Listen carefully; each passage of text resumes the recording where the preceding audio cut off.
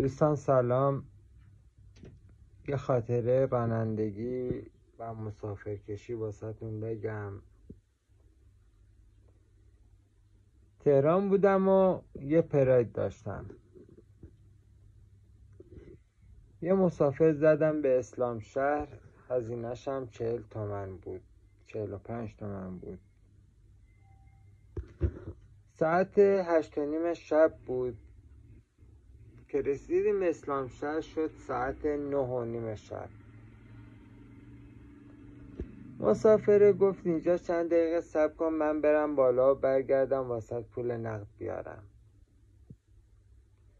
ماشین بنزین نداشتم، کارسوختم خالی بود، کلی هم دلهوره داشتم که این مسافر برمیگرده یا بر نمیگرده.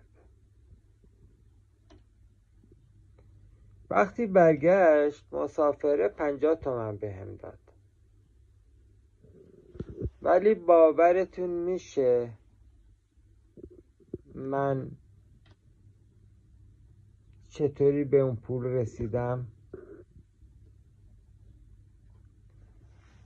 به محضی که مسافره برگشت طرف به سمت خونهشون در رو ببنده،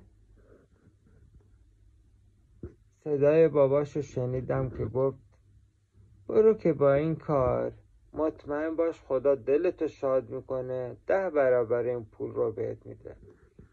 یعنی چی؟ قرار نبود مسافر پول رو بهم بده، ولی پدرش اصرار کرد و با اصرار پدرش پول رو بهم داد.